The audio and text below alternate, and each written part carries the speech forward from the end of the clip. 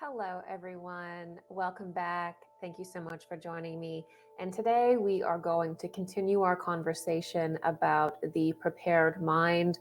We're going to dive in today and explore what it is to actually connect with spiritual forces, what spiritual wisdom really is, what it means to profane the mysteries. I'm sure some of you guys have heard about the idea of profaning the mysteries.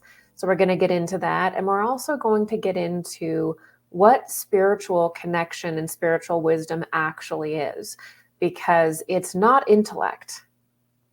It's not intellectualism. It's not the mind, right? Spirituality can enter the mind, or the spirit and astral forces can enter the mind, but it's not the mind. And so we can't actually understand spirituality, interdimensionality, multidimensionality, whatever language you want to use. We can't understand our own spirit, the astral plane, all the planes from an intellectual perspective. This is one of the biggest challenges that we face today, is that we want everything to be done through the mind and the intellect. But the mind and the intellect is not the commanding force. It's not the source of everything. And it's not the actual faculty that we have that actually even really connects with the spiritual forces. So this is one of the things that we almost need to start to unlearning. We need to let go of that and let in the actual way that we connect with higher forces, which is actually not primarily through the mind at all. It's actually through the heart. And only once the heart is saturated with specific energies that are based in love does the wisdom actually come. So we're going to get into this today, and we're going to be building on the last lecture that we did, which is called The Unprepared Mind, or The Prepared Mind.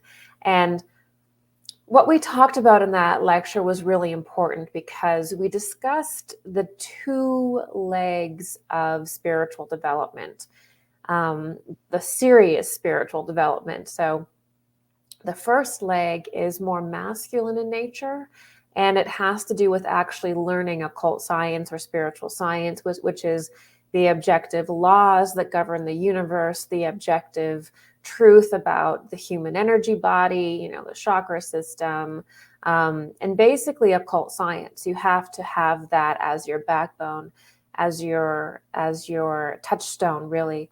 And then the more feminine element of spiritual practice is the self-healing part, where you have to be able to go inward.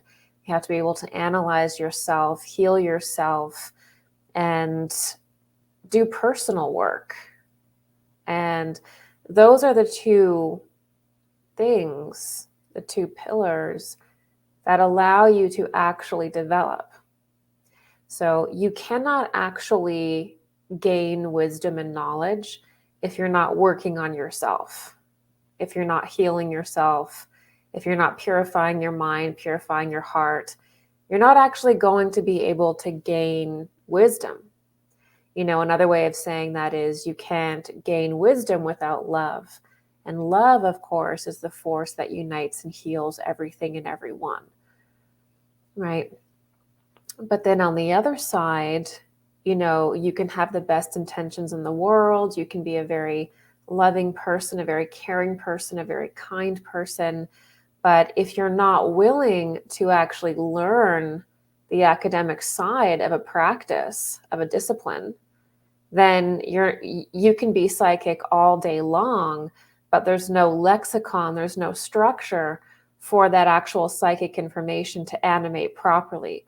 The only structure you have is basically your own formed opinions and your own ideas of things. And it's not enough in serious spiritual development to just work within your own self, within your own mind, right? Because, one individual is not God. They don't know everything.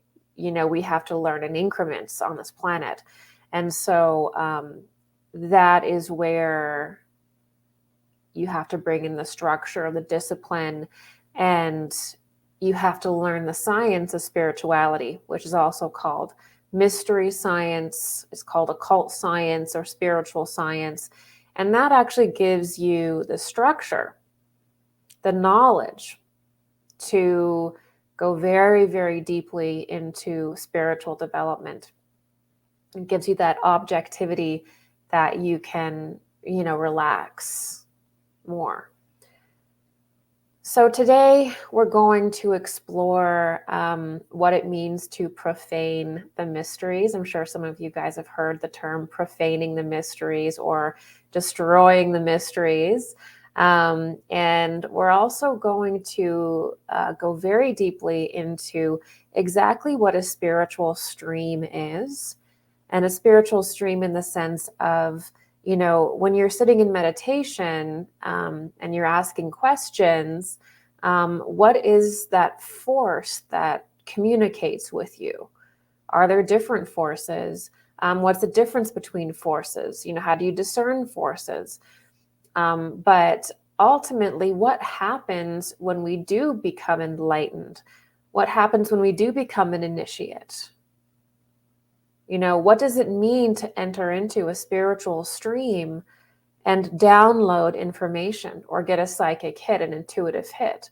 What does it mean to tap into the all-knowing Akasha, the all-knowing force that surrounds all of us? What does that mean? What are the dynamics of that exactly? So we are going to get into that today. And we're going to begin with understanding what it means to profane the mysteries, because this is probably one of the greatest challenges we have in society today, is the profaning of the mysteries, and really sort of a lot of false and strange and distorted beliefs that form almost like a crust around the collective consciousness. Makes it very hard to break through into anything real, So what does it mean to profane the mysteries? So to profane the mysteries, the definition is when an individual is not initiated into the inner mysteries or esoteric knowledge, yet tries to interact with the ideas nonetheless. The result is that the original teaching or concept becomes a shadow or deformation of the original teaching. These profound concepts and teachings then enter into the world of consciousness and compete or at times overshadow the original true teaching. The more this happens, the more diluted the world becomes on spiritual topics. So this is very, very, very important. The profaning of the mysteries, or the profaning and destroying of spiritual topics in the collective consciousness, begins when individuals enter into certain spiritual topics and begin to even communicate with certain spiritual beings when they don't have full understanding and maturity to do so. So this is the story of, Pandora's box, and all of the tales about individuals who dabble or go very deeply into spiritual topics before they're ready, and it ends up destroying them, or destroying the world. And so the goal for every human being and for society is to have a structure of initiation where individuals are prepared, and very gradually introduced to certain spiritual forces and spiritual topics, so that humanity and society is built up over time, and also so the condition of spirituality in the collective consciousness is not confused and destroyed with all these distortions and incomplete competing ideas, and the chaos of what happens when individuals start to make spirituality in their own image rather than actually connecting with the structure of the spiritual hierarchies and the structure of spiritual human initiation. So ultimately, in the past, there was a thing that were called mystery schools. And in the mystery schools, there were different grades of initiation. And at the very top of the mystery school would actually not even be a human as we know it, but would be a spiritual master. So at the very top of the mystery school would be an exalted spiritual master that had basically transcended our level of development. Now, this is, for example, somebody who no longer needs to incarnate. So they've gotten to a higher level of spiritual consciousness, and they're a step ahead. These are usually referred to as spiritual masters, and they are the great initiators. And then there's a system underneath where the individual can be developed slowly and introduced to these concepts over time, so that it doesn't completely destroy their consciousness, and they're not trying to force their body and force their mind into concepts that they're not prepared for. Because it's just like if you think about trying to get the pressure of a fire hose into a garden hose. You can't do that. The garden hose has to be slowly raised in its gouge until it's able to completely receive the stream, right? So this is how things were traditionally done from Atlantis forward until probably around 2,000 years ago or so. Things really began to change at the beginning of our post-Atlantean epoch, because it became about the individual. And we had to actually move beyond the traditional structure of initiation. And the individual now had to learn to navigate the spiritual planes themselves. They had to learn to discern whether or not an entity that apparently is appearing to them is a good entity or a bad entity, and why am I attracting it? You have to learn how to enter into the spiritual planes and discern where this information is coming from and why you are receiving it. And that has to get better and better and better life after life, until you reach a point where you are completely enmeshed and essentially a master yourself.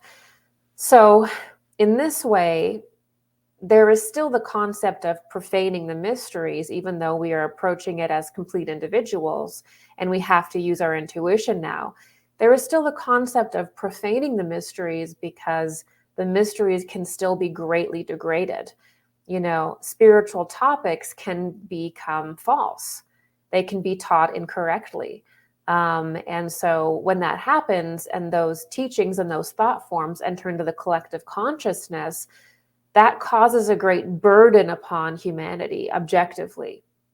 When you have a bunch of, teachers that are teaching spiritual topics incorrectly, in the sense that they're basically channeling dark entities and they're mixing things up, things are getting conflated. What ends up happening is it creates like a shell in the collective consciousness where there's all of this competing information, there's no clarity, and it's just absolute chaos, which actually prevents spiritual development for anyone who cannot discern in that chaos, right?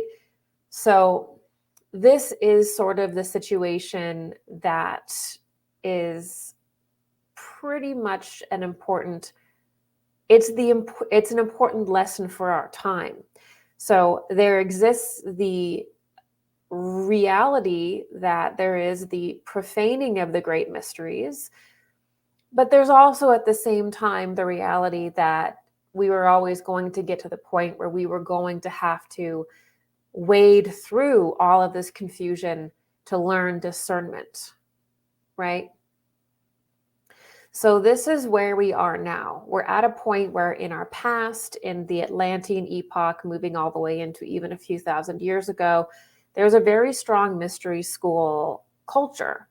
And people were properly built up to receive spiritual initiation and learn to become adepts, learn to become more and more powerful as a human being.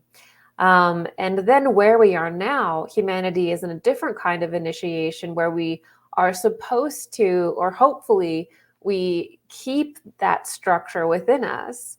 But now we take the training wheels off and we have to go out into the world and we have to discern what is true and what is false. And if you look around the world today, that is something that we are having a very big problem with, is discerning what is true, what is false, what is good, what is evil, what is corrupt, and what is not corrupt. And so this, again, is a big, big, big part of where we are spiritually for this time. So we have to acknowledge that there are objective truths to the Earth's history, to human history and human development, to the human energy body. There is a distinct and precise cosmology. All of those things are real and objective. And those aspects have to be preserved and taught as an exact science. And then there's the personal element that we bring in. But if too much of that but if it goes too far to one side or the other, there's that risk of profaning something, so keep that in mind. So I'm just going to read this last part of this sentence again, just so we sort of understand that the reason why it's important to be able to view spiritual topics objectively is that if the collective consciousness becomes too chaotic and the spiritual wisdom too profaned, it makes it very, very difficult for people to be able to awaken. It's basically just creating chaos. So I'm going to read it one more time. When an individual is not initiated into the inner mysteries or esoteric knowledge, yet tries to interact with the ideas nonetheless, they risk profaning the mysteries. When the mysteries are profaned, the result is that the original teaching or concept becomes a shadow or a deformation of the original teaching.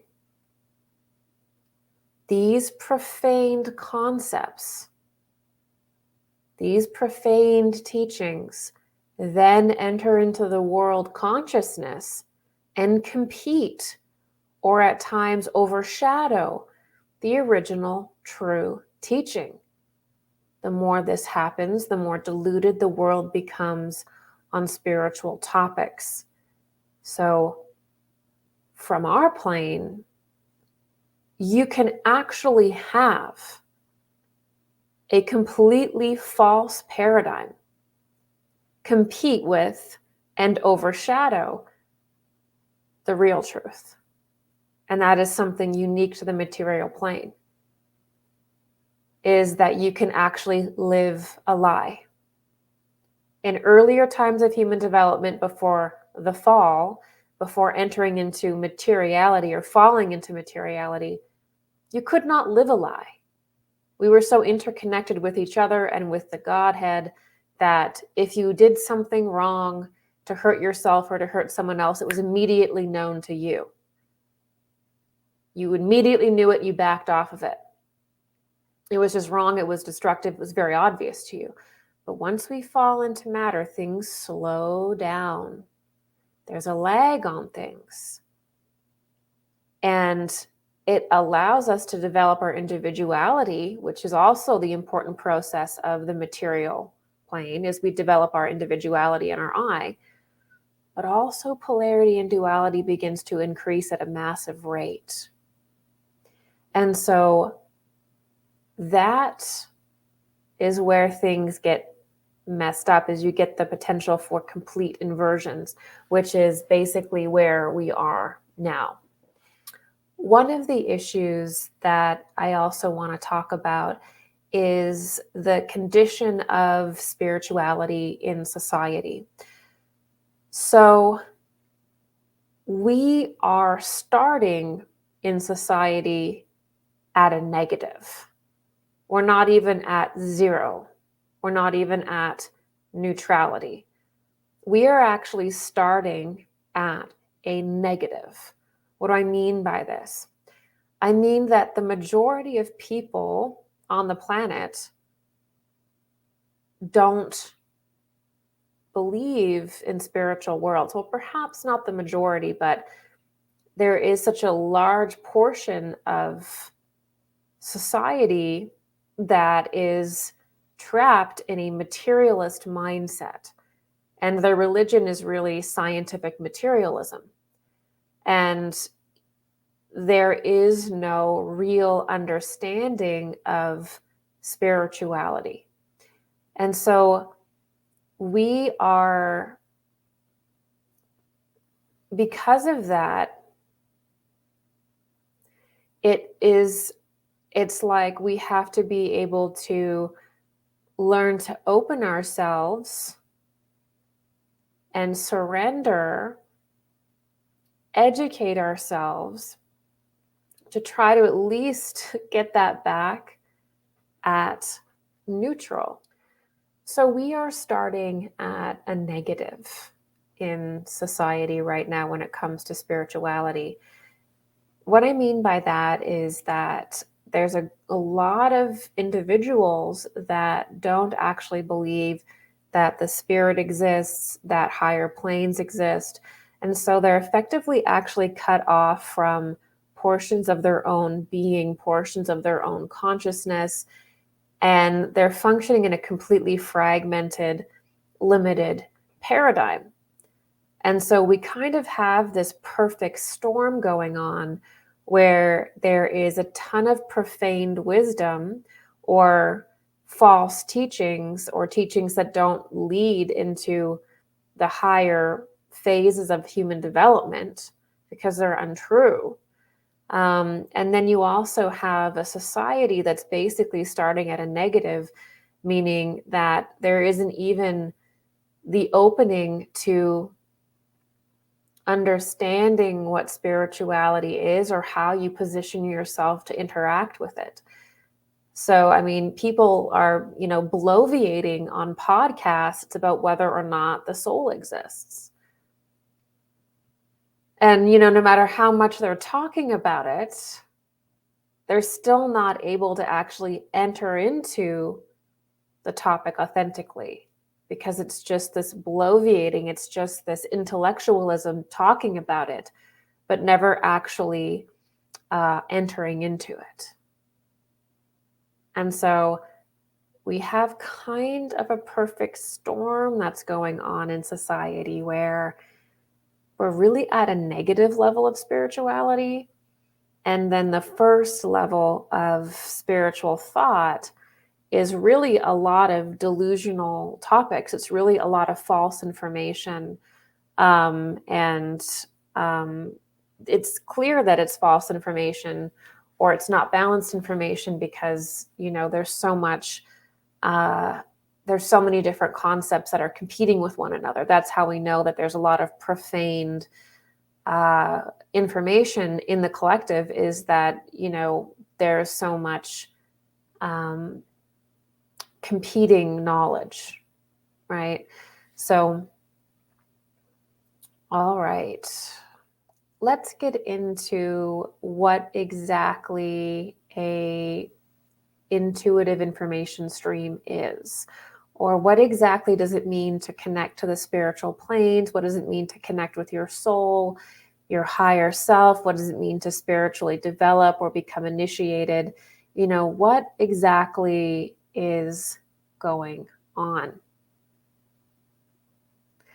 So what's actually going on is that when you prepare yourself through meditation, through study, you do everything that we talked about in the last video, what ends up happening is that you actually enter into what I would call a higher astral stream of consciousness.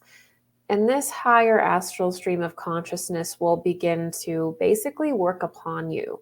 So it will begin to enter into your body. It'll begin to kind of heal your body. You may get sensations in your body. This is often where the idea of Kundalini awakening comes from. And it will enter into your mind as well. And it will begin to give you inspiration and insight, often things you've never thought of. It can also lead to purification. So some of the first phases of actually entering into a higher level of consciousness is that you begin to become very aware of everything negative in your life, and you move into the dark night of the soul, right? And so the dark night of the soul, ironically, even though it's very hard, even though it's very difficult, is actually a sign that you are spiritually progressing. Everything that is unhealed is coming forward, and you're becoming very aware emotionally of what needs to be healed. And so oftentimes some of the first phases of spiritual development are actually very difficult until we learn how to be with ourselves and move through our past trauma and pain, which is not easy and not straightforward. So there's a lot of misunderstandings about what higher consciousness is. It's very common in our society that is becoming more and more obsessed with robots and transhumanism and automation and computers. It's more and more common for people to completely see the cosmos as a hologram or a basically like one giant computer system that they're sort of the center of. So it's kind of like one very common way that people tend to view it is that they're sort of the individual, almost like the god, a little god here, and the whole cosmos is like this computer system that they just kind of have to learn to figure out how to move the levers. They just have to learn to figure out how to get this computer system that is the universe to work for them. And this is where you see a lot of spiritual teachings that are really heavy in like manifestation and, certain areas of the occult that even move into black magic. I'm not saying manifestation is black magic, but I'm just saying that when you look at the cosmos as though, what are you going to do for me? How can I get what I want? That is a very backwards way to enter into things. And so that is often what is taught, though, and that's often how many people will enter into spiritual thought is, how can I improve my life? And it's very innocent, actually. But the underlying ideology in that can actually, over time, begin to reveal itself to be toxic because, the cosmos is not something that you live within and you use to get whatever your desires are, right? We actually have to humble ourselves to these forces in order to get them to move through us. So it's actually strangely the complete opposite of what modern culture says. Modern culture says, in movies like The Secret and, Oprah Winfrey Show and a lot of authors, it's a lot of pop spirituality and motivational speaking using spiritual terms, that is all about how can you get what you want, using occult methods or using thought and things like that. And so this is actually something that is quite backwards. Because usually how it really works is that there is a spiritual truth to who you are as an individual, and there is a spiritual truth to the universe at large and the cosmos at large. And we actually have to dedicate ourselves to learning what that truth is, our individual truth, and the collective truth.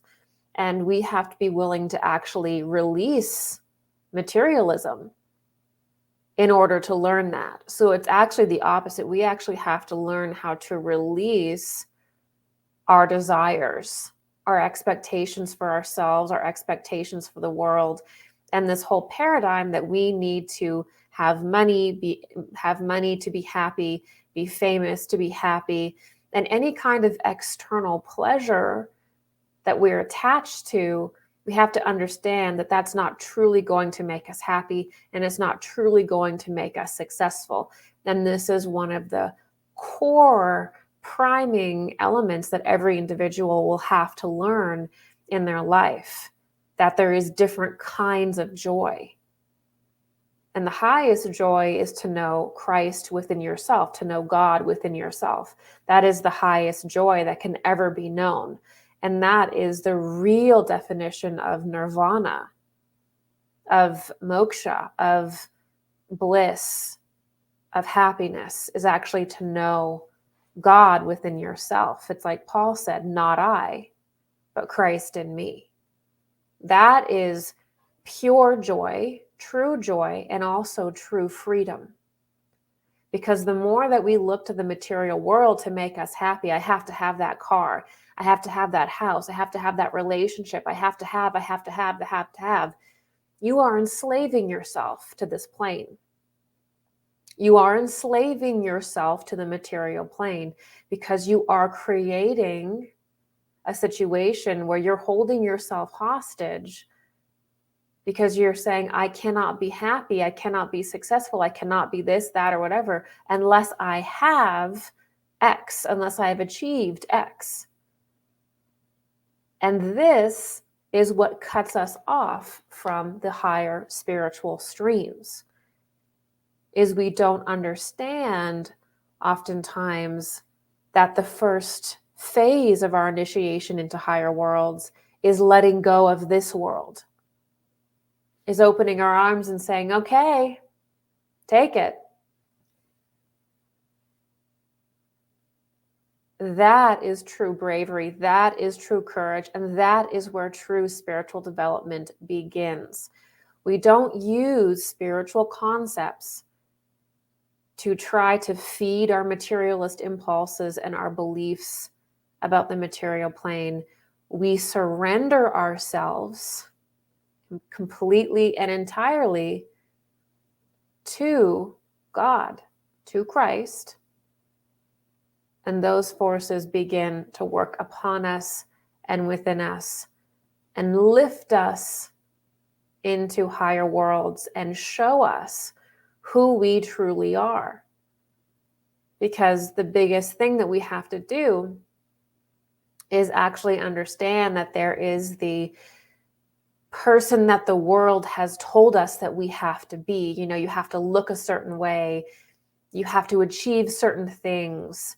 And of course, our world today, none of those are meaningful things that will actually advance your soul after you pass. You know, as the famous saying goes, there are no pockets in the shrouds of heaven. You take nothing with you when you go. So this is the first step in entering into the spiritual stream, is understanding that you have to leave the material world behind. You cannot let it dictate to you who you are anymore. You cannot let other people dictate who you are, who you should be. It doesn't matter who they are. It doesn't matter if they're a parent. It doesn't matter if they're a sibling, if they're a friend, a best friend, someone you look up to, or someone you don't even know. They can't tell you who you are. Only you can discover who you are. And only you can discover who you are when you shed the shackles of being obsessed with money, status, and all of the trappings of the material world. That's why the devil card in tarot is the male and female human being shackled, chained to the devil, to Ahriman, to the material plane. So the other thing that happens is if we're too materially focused, that we won't really understand spirituality because we're really trying to force spiritual definitions, and we'll change all of the definitions and all of the knowledge into a diluted material form. And so that's why you have to give it up. And this is also why in most mystery schools and pretty much every esoteric tradition, no matter what side of the ocean it is, Eastern or Western, there was always the renouncing of your wealth. And this is in the Bible. This is in the story of Buddha. There's always a period in the initiate's life where you have to renounce the material plane and you have to prioritize the spiritual world and your spiritual development. They cannot coexist. And this is where you reach that point of lucidity, where you realize that once you let it all go, it all comes to you. And that's the point that we're all trying to reach. And we all know that that happens, and we all know that that's there. But it's so hard to get over the addiction to the material plane, and also the greatest thing, which is fear of not having money, fear of not having certain things in the material plane. And these are the things that are the greatest blocks to spiritual initiation, is allowing the material plane and the material world define you. So that is the first step to actually connecting with higher forces. And so back to understanding what the higher astral stream is. So when you relax, when you do your spiritual work, and you release your connections and addictions to the material plane, what will happen is spiritual forces will begin to come around you, angelic forces, and great teachers will begin to appear in front of you, and you'll begin to enter into higher levels of spiritual initiation.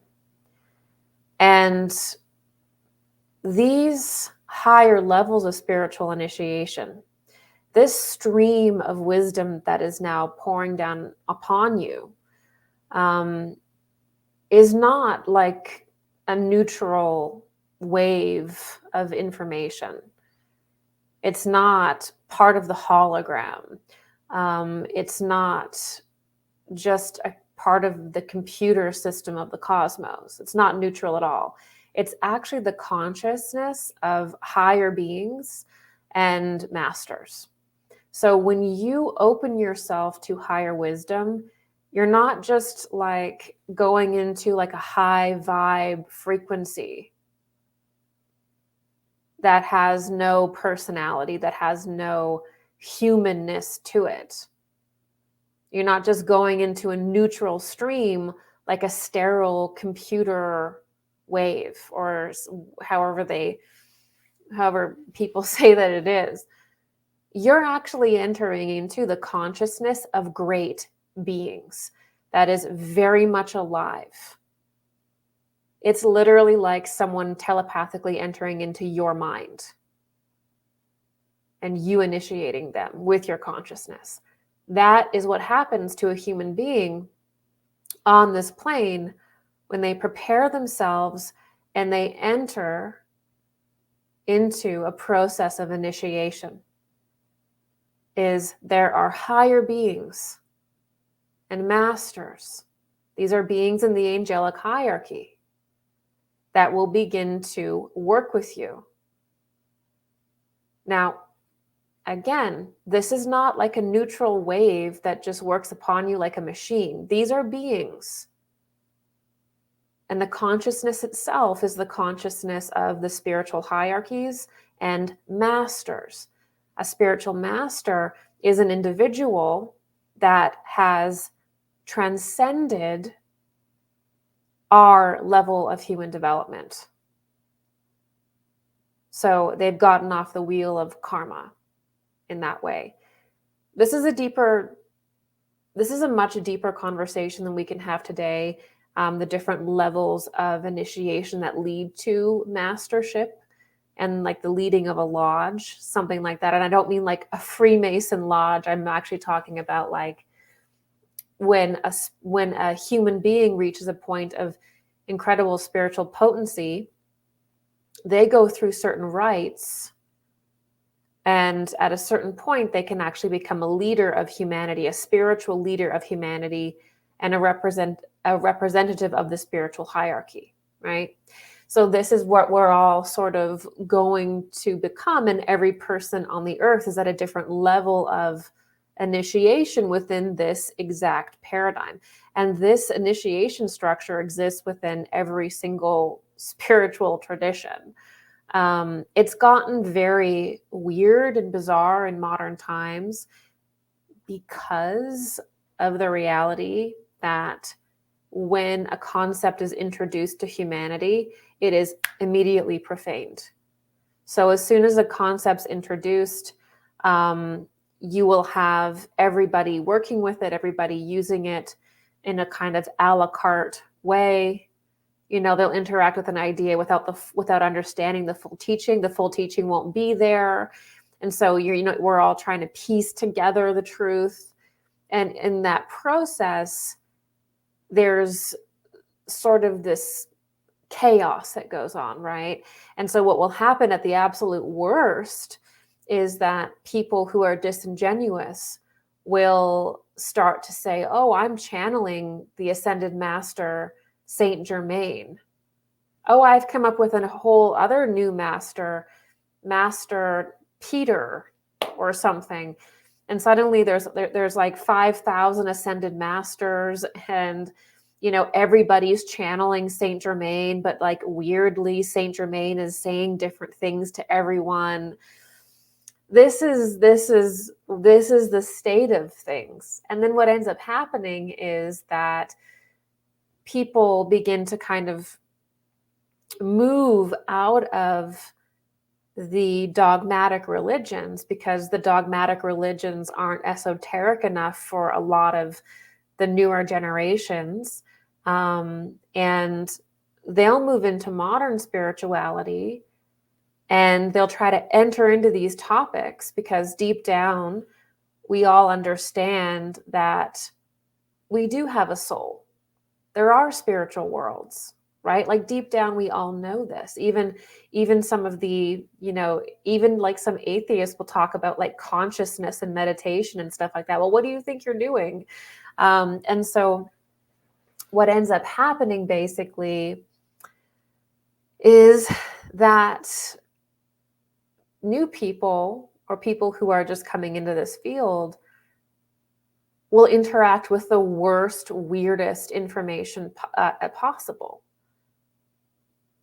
And then they'll eventually feel disgruntled because they got caught up in a scam, or some person who's an opportunist who is using these spiritual ideas in the improper way. There's no spiritual laws that are going to stop people from misusing a spiritual concept. We have free will here to destroy spiritual concepts, to profane them, to make them caricatures of what they truly are. That's our right. And there are many bizarre caricatures of spiritual truths. And unfortunately, the bizarre caricatures of things, like the weird channelings of like Archangel Michael, the weird channelings of ascended masters and things like this, people enter into this scene thinking, oh yeah, okay, this feels right. There's something about this that I think is true. And then they're completely They completely abandon it because it becomes obvious that it's not true. Not only does it become obvious that it's not true, people begin to feel betrayed and angered because individuals are essentially using these spiritual topics mainly to further themselves in the material world, which causes a lot of anger and frustration in people. And so that is the pattern that we find ourselves going in over and over again in the spiritual community, is that we often can't get a strong spiritual impulse going in society beyond religion, because there is, again, this like crust that is in the collective consciousness that is a bunch of bizarre, profaned concepts that basically keep people away from understanding the real spiritual science and the real spiritual truths in the world, but also accessing and being able to contain the pure astral forces that will actually initiate them. So again, this is like a test. It is like a test. You have to learn discernment. Every person has to learn discernment, which includes people who do enter the spiritual scene and they follow the wrong teacher. Well, that is kind of on you as well. It's very unfortunate and at times tragic. But there's also an element to this where you have to learn discernment. You have to be able to enter into things that are untrue and say, I think there's something wrong here. We have to be able to do that in the spiritual community, and we have to be able to do that in politics, and in every aspect of our life. We have to say, I think there's something evil here. I think there's some darkness here. And we have to be honest about that. Now, again, we cannot begin to sense when someone's lying until we know where we are lying to ourselves. Right? So that is where this gets personal and where this gets hard, is that you can't have spiritual clarity. You can't see into higher worlds properly. You can't discern a good teacher from a bad teacher unless you have done that work inside of yourself. Unless you look within yourself and you know your shadow. You know where you are manipulative. You know where you are traumatized. And when it comes to entering into spirituality sovereignly, independently, we will keep coming into the worst teachers and the wrong information until we learn how to purify our own heart. That's that crust that we keep coming up against. So it's only through the purification of our own heart and of our own mind that we're able to become so permeable, so clear, and so sensitive that we can sense evil in people, and we can sense when something's true and when something is a lie.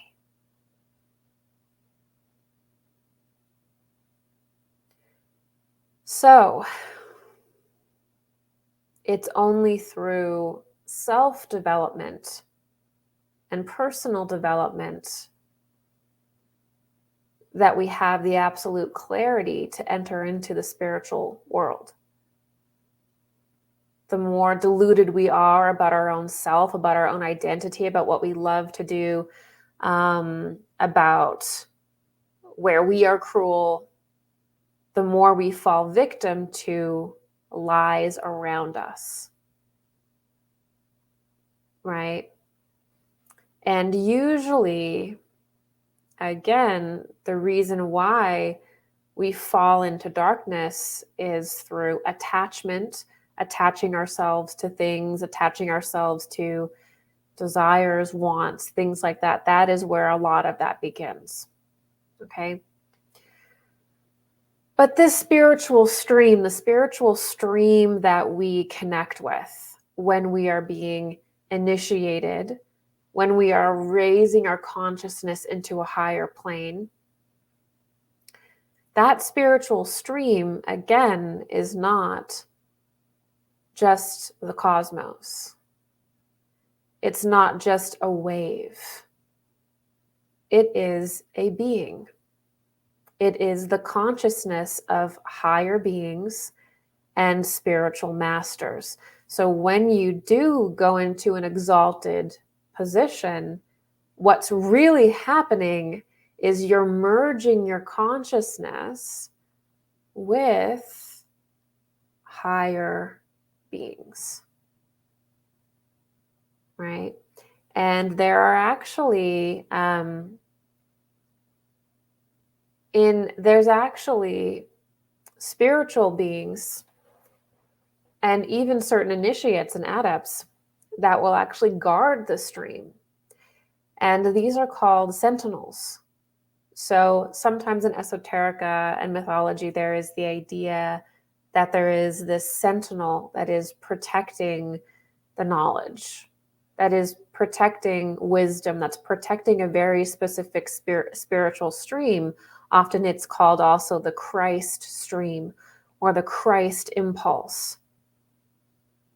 And there are these sentinels that basically stand on either side of it, metaphorically speaking, and they protect it.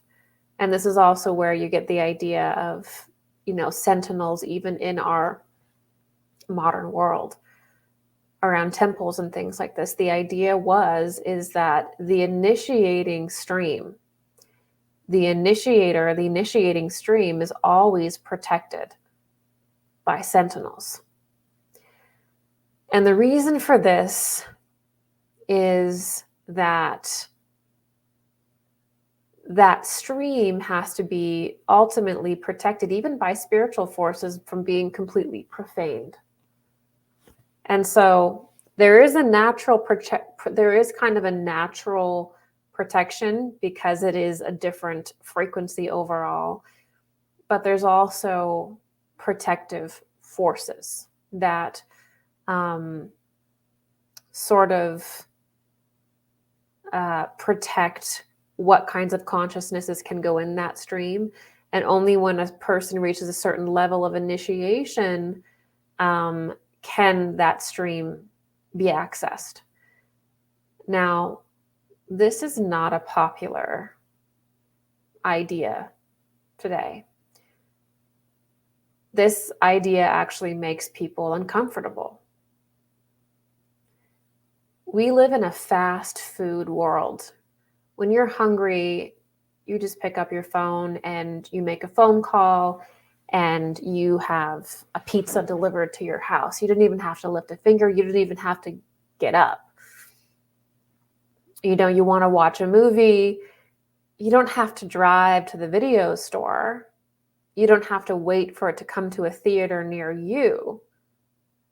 You just go on to Netflix or some other streaming provider and you just watch the movie. And so we live in a time where our culture has told us that everything should be available right away, that everything should be available now.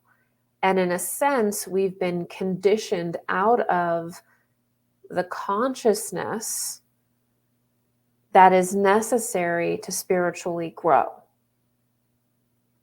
Because when it comes to spiritual development, it can take a very long time. And there are forces that will prevent you from entering into certain streams if you're not ready. And this, by the way, is a way of protecting you. This is a loving thing to do. It's like staring at an eclipse without glasses on. It's like the whole astral body, the whole form has to be prepared to undergo that kind of spiritual pressure, that kind of spiritual force is actually very dangerous if the individual is not fully prepared. It's basically like, if you can imagine, it's like having 1,000 different mirrors placed inside of you where you're looking at yourself 1,000 times, and your greatest traumas and fears are all magnified, so that is actually what happens when an individual receives too much spiritual energy too fast. And that can happen sometimes due to past lives, and certain propensities that manifest in this life from past lives. But yeah, it's very dangerous psychologically and spiritually if somebody comes into spiritual forces too fast. It's not more information. It's actually, you see so much of your own shadow that it can actually terrify you.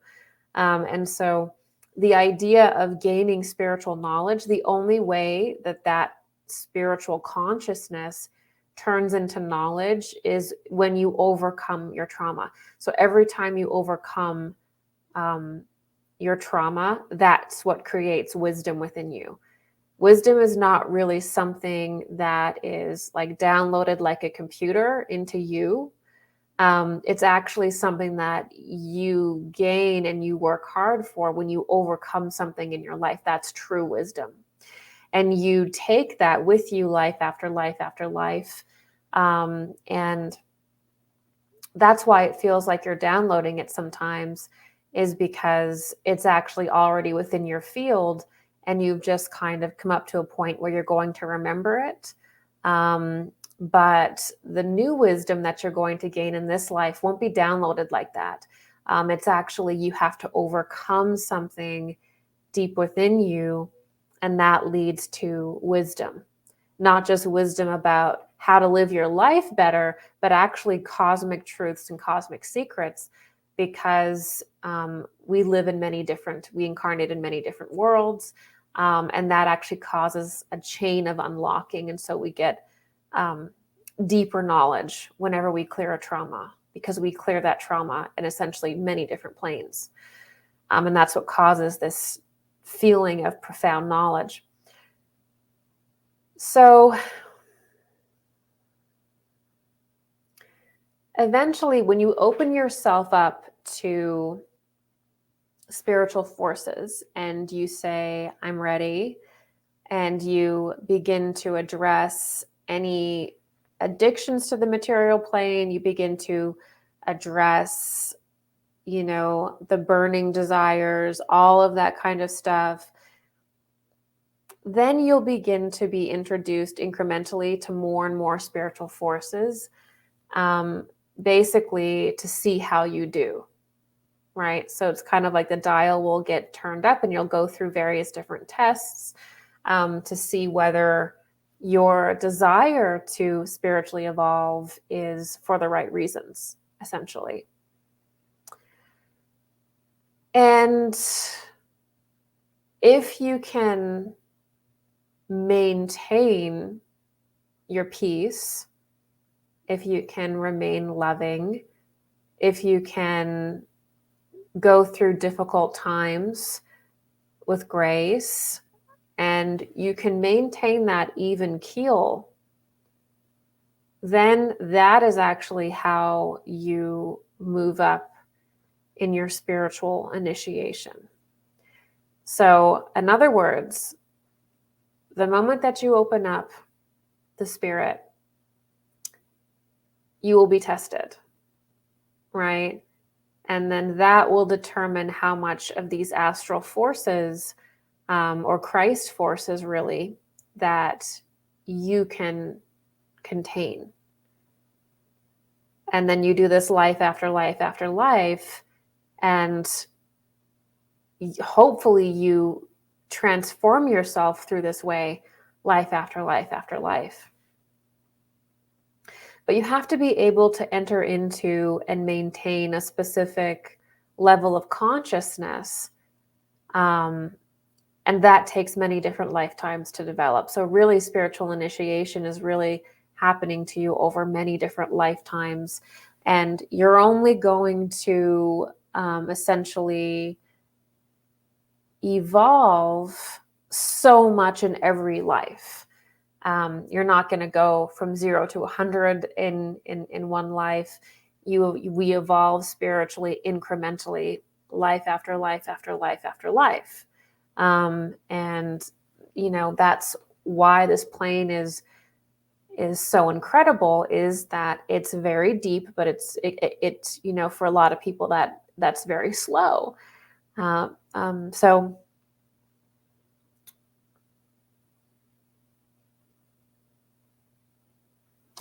the other thing about spiritual initiation that's really fascinating that we have to talk about is that when somebody does awaken, it's a miracle. So we were just talking earlier how you can't actually become spiritually aware through the intellect. So you can read as many books as you want. You can talk about it as much as you want. You can talk about the soul as much as you want from an intellectual, mental place. But all of that effort will not lead you to actually experiencing your soul. It will not lead you to actually experiencing higher planes. It's bizarre how that can happen.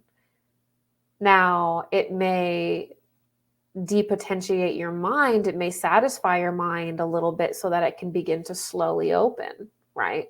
It may give you a kind of understanding that allows you to surrender. Sometimes we can't surrender unless a certain part of our intellectual mind is satisfied. And that makes sense. But it's not the mind itself that is spirit. The mind is not spirit. And so just through intellectual conversation, we can't actually become spiritually initiated. Actually, the mind is often the last place where spiritual forces settle.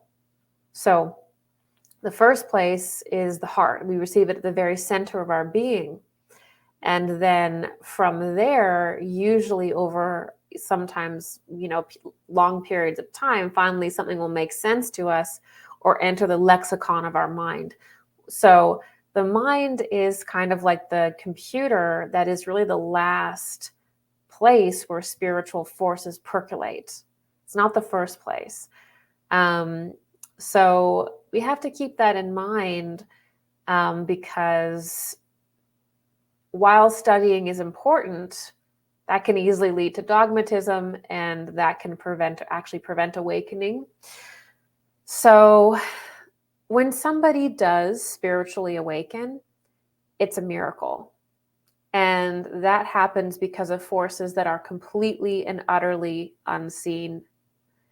So when somebody, wakes up and becomes aware of their divinity, and they start to become aware of the spiritual world, it is a miraculous, beautiful, incredible thing. And it's perhaps the most important thing that will ever happen in that life.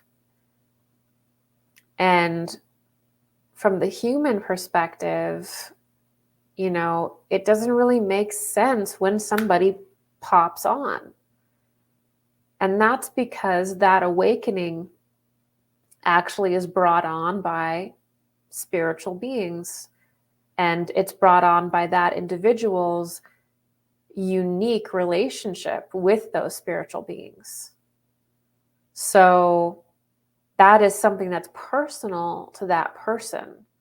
So every individual has a relationship with the spiritual hierarchies, with the angelic hierarchies, and with spiritual masters. Everybody has their own level of relationship and connection to these beings. And these forces, of course, are always wanting the individual to gain consciousness or become self-aware, to become spiritually aware. That's the goal in life, is to become spiritually aware and then to increase that to progressively increase that awareness, right? So when somebody finally gets it, it's a holy process. It's a holy event, and it has to do with that individual's karma and their relationship with the spiritual hierarchies and the higher realms, their past lives, and it is an absolute miraculous event. And I'm sure many people are nodding their heads right now because, spiritual, we've all had these times where there's people in our life that we love and we want them to experience Christ within, God within. And we try to tell them, well, this is how I did it. And, I meditated and I went to this retreat, and you try to think of the most grounded things that you did, the books that you read, the movies you watched, the people that you like, and you try to tell people. And then when they have questions, you try to answer them the absolute best way you can. You even impress yourself sometimes with how well you answered the questions. And nothing.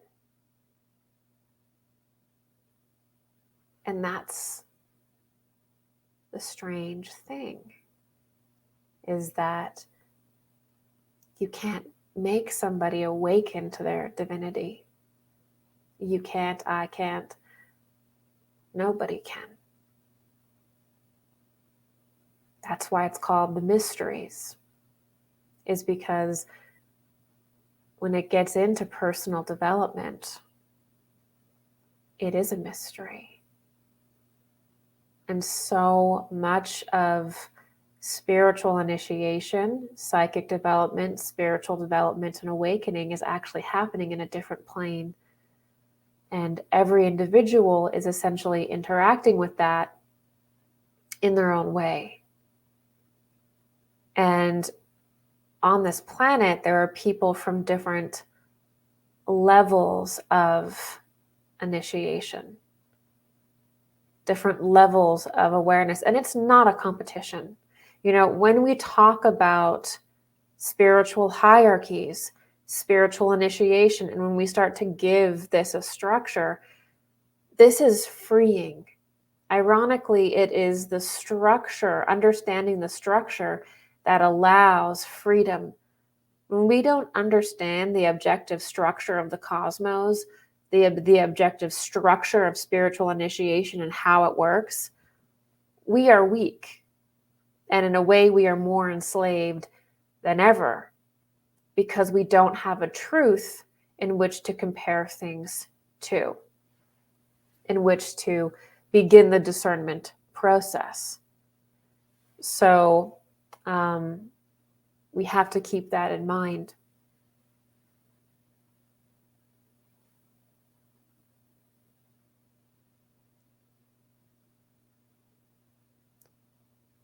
So spiritual awakening is a miracle. And every human being works life after life after life, opening and preparing themselves for deeper and deeper levels of initiation, until one day we can maybe get to the higher levels of spiritual initiation, that is mastership or overcoming the material plane and not having to incarnate anymore, not having to incarnate, and really living as a soul, as a being, in a very different way in the cosmos. So we have to know that structure is there. And I will go deeper and deeper into the structure of initiation in further lectures. But I just wanted to really, in this lecture today, there's so much more that I want to say, but really in this lecture today, I really wanted to outline what it means to profane the mysteries, and that there really is a difference between There really is a spiritual truth objectively, and there can be spiritual truths that are profaned. An example of this would be, say you have a great figure. Let's look at the profaning of a great figure. So say you have, Gautama Buddha, the great Eastern initiate. Now, once he lived and he contributed to humanity, part of his life was opening to being completely misunderstood and even used in ways that he would never have even wanted to exist. The same thing with Jesus, with the Christ. The moment that he became an exalted personality, there was a knowing within him as well that his image, that his life could be profaned to the point where it no longer even recognized, it no longer even acknowledged who he was. That ideas about him would begin to proliferate in the world that had nothing to do with him, that his image would be used in a way that is exactly opposite to who he is. And that it would proliferate to a point where it would even potentially, ironically, prevent people from getting to know who he was. The same thing with the Buddha, the same thing with Krishna, the same thing with every great being and master that has graced the earth, as they understood when they took on the mantle that once you go into that level of teaching and of sacrifice, that you legitimately give yourself to humanity to be, in a sense, destroyed. But even through that destruction, there will be the kernel of who you truly are.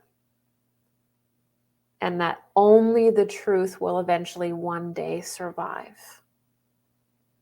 In the Dark Ages, everything becomes profaned, everything becomes backwards. Even spiritual topics become backwards.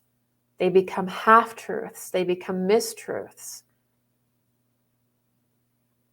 And the biggest hurdle, I think, in the spiritual community is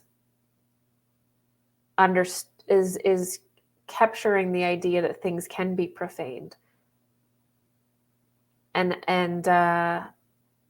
when we understand that, we can enter into the topic in such a healthier way, and we can look for where things may be backwards.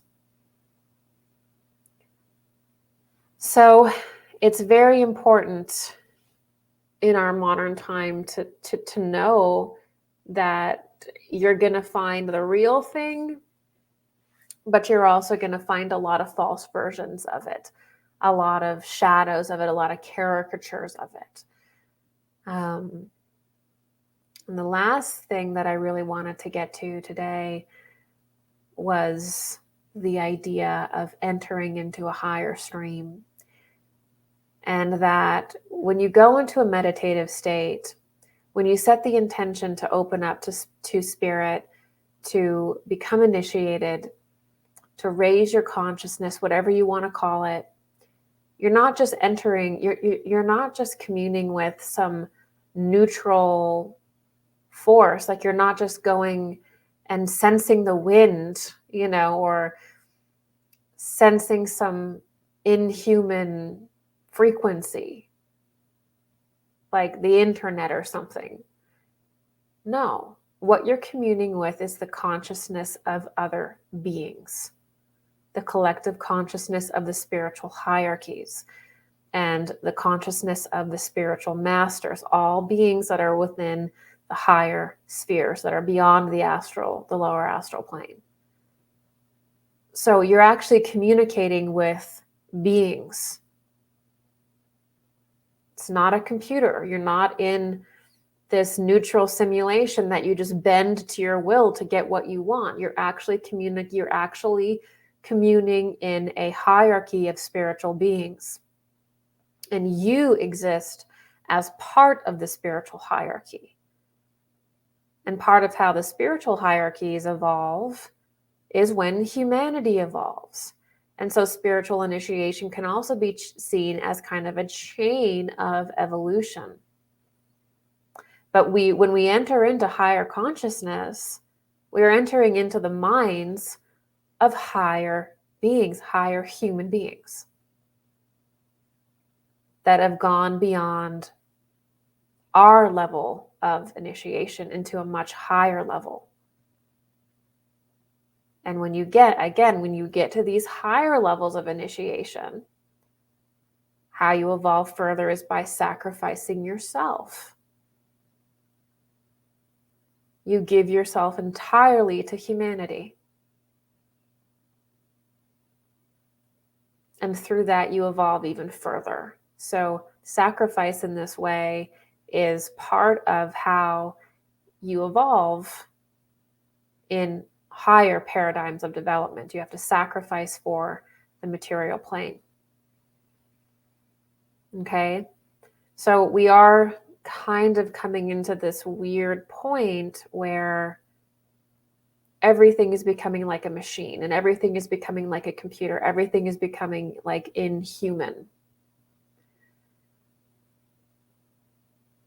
It's just the cosmos and, different planes and, planets or whatever. And human beings are kind of like gods in this neutral cosmos where they can just learn to manipulate the cosmos to get what they want. This is probably one of the most popular spiritual concepts today. But if you enter into spiritual knowledge from that point, it's going to lead to delusion because it's incorrect. When we enter into higher streams of consciousness, we are entering the minds, the actual consciousness of higher beings, of spiritual human masters, and then angelic beings in the spiritual hierarchies or the angelic hierarchies. We are literally entering into their consciousness. Everything here in the spiritual plane is the consciousness of great beings. Not one great being at the top that's simply projecting itself downward, like a godhead downward. No, there's a hierarchy and a structure that goes down in density, deeper and deeper and deeper. And this is the angelic hierarchies, the spiritual hierarchy. So when we enter into our first taste of initiation, we are entering the minds, the hearts, the very bodies of great beings.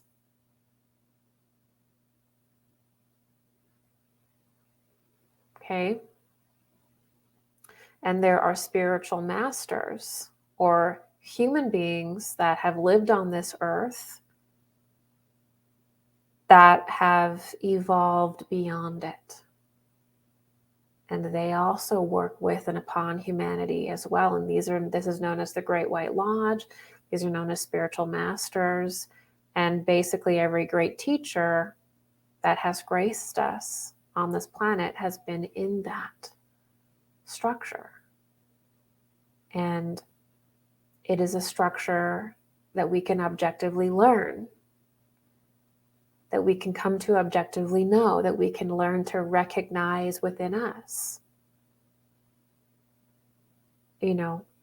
That's the point in teaching this, is so that you can learn the structure of your own initiation.